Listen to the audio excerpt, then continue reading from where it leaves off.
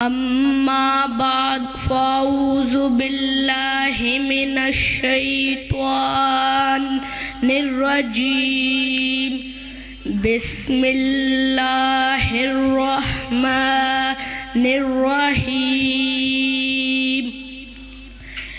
ان الصلاة تنہی عن الفحشاء والمنکر صدق اللہ العظیم۔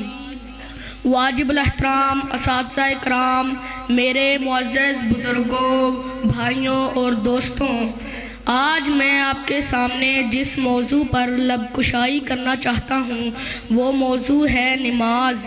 معزز سامعین، اللہ پاک نے انسان کو اپنی عبادت کے لیے پیدا کیا ہے۔ عبادت میں سب سے اہم عبادت نماز ہے۔ نماز وہ عبادت جو اللہ پاک نے سفر، حضر، صحت، بیماری، بڑے، چھوٹے، امیر، غریب، گورا، کالا، عربی، اجمی، شاہ، گدھا، ہر انسان پر فرض کی ہے۔ معزز حاضرین، ہر چیز رب کی عبادت کرتی ہے۔ چرند، پرند، پتھر، درخت، زراعت، قطرات، زمینیں، آسمان، الغرض، ہر چیز رب کی عبادت کرتی ہے۔ تو جو انسان رب کے حکم کی اطاعت کرتے ہوئے نماز پڑھتے ہیں وہ خوش نصیب لوگ ہیں۔ جو شیطان کے پھسلانے پر نماز نہیں پڑھتے وہ بد نصیب ہیں۔ معزز بھائیوں، نماز پڑھنے والا شخص جب گھر سے وضو کر کے چلتا ہے تو وہ اسی طرح ہوتا ہے جیسے وہ بیت اللہ کی طرف احرام باندھ کر جا رہا ہے۔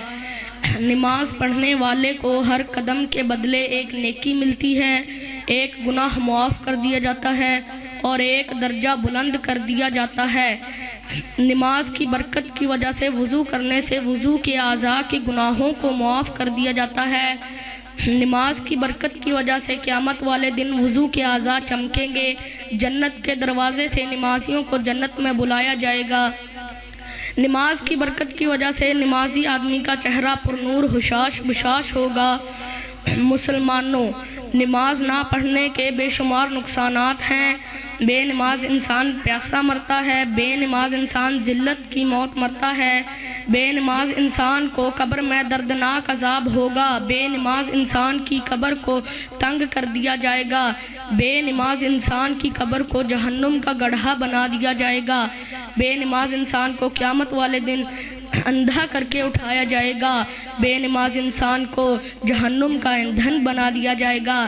جب بے نماز جہنمی سے جنت کے شہزادے پوچھیں گے کہ جہنم میں کس عمل کی وجہ سے گئے ہو تو وہ کہیں گے ہم نماز نہیں پڑھتے تھے۔ اللہ سے دعا ہے اللہ پاک ہم سب کو 5 وقت کا پکا نمازی بنائے، آمین۔ وآخر دعوانا ان الحمدللہ رب العالمین۔